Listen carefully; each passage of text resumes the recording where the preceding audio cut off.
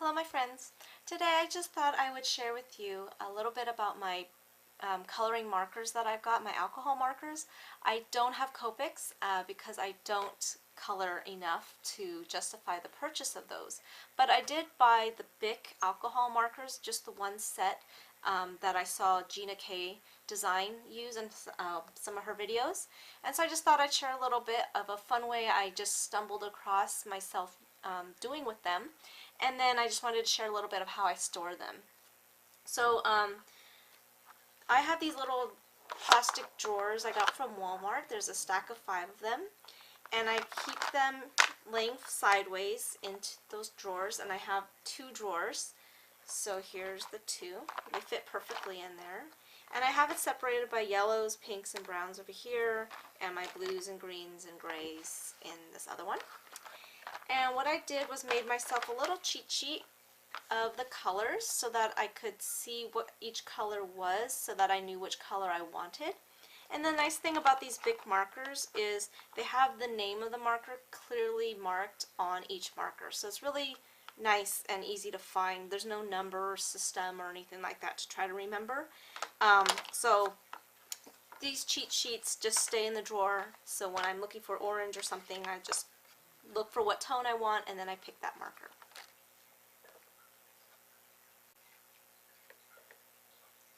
So with these markers, of course, you definitely can color with them and do blending and so forth, the same as you would with Copics. But just this one way I kind of, again, stumbled across. I was just trying to write in my little journal here that I've been keeping, kind of like my little smash book type journal. And I wanted to kind of keep note of an order I got from 2Ps. And I did not have a sticker or an icon for the 2Ps in a bucket that I wanted.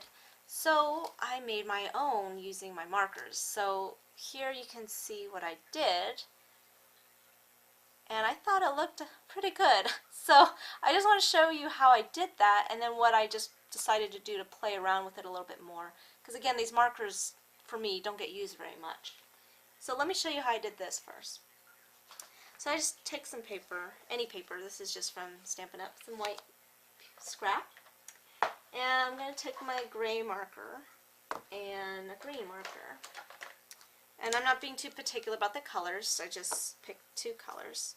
So I'm going to first start by just doodling and sketching out 2 circles to represent the 2Ps. So I just drew a little circle, and then I just did another one larger right next to it. Nothing fancy there.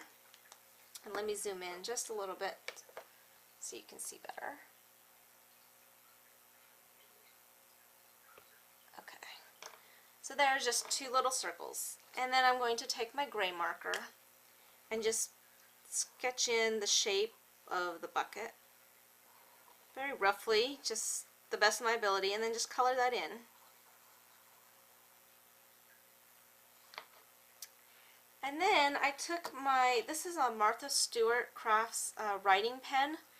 It has a super fine tip. I don't know if you can see that. And that's what makes this so easy, because I have a very fine tip. So all I did now is I just made my outline of the bucket. So I just went right inside where I colored, and then I just drew my 2 circles to represent the piece. And then just for fun, I kind of added the little extra lines to represent like shadows or something like that. So just kind of like my own little doodle. But I colored first. Oops, sorry. I colored first and then I drew my outlines. Sorry, my camera's not focusing on it. So very simple to do, and I thought it was pretty fun, and it turned out nice. So that got me thinking, well, what else could I do like that? So I just got out a strip of scratch paper, and here's what I kind of doodled. So I did a star with some orange, and I just drew these little black marks there. I did a sunflower, and that one was actually pretty fun. I actually used 2 different colors. I used an orange and a yellow to get kind of a shading. Did a kind of a flamingo-ish thing there. A fish, banana, heart, apple, just kind of doodles afterwards. So really anything you can doodle, you can outline it on top of it with a fine point marker. So let me just show you maybe one more. Let me zoom back out so my camera focuses. Excuse me.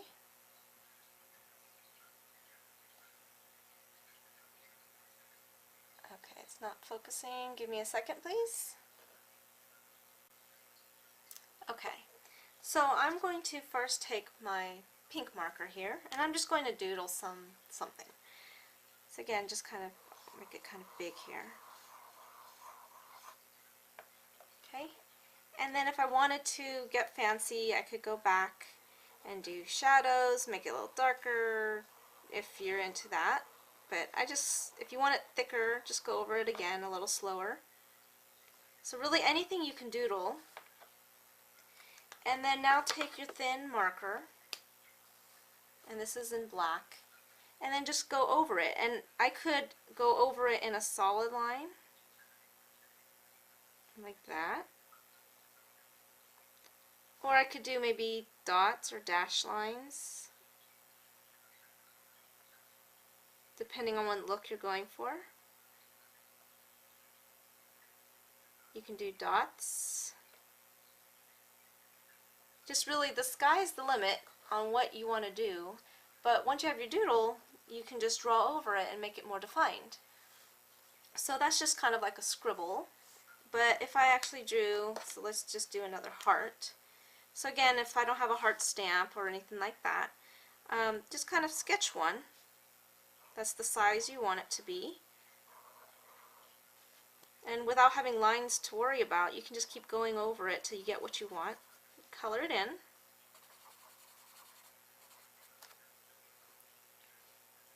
And again, if you want to add shading, you can, if you're good at that.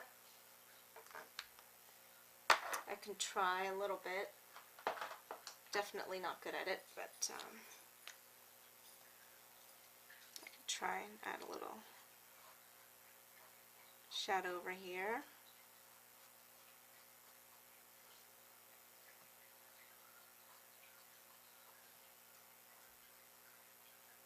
Okay. And then just take your black marker again and just outline it.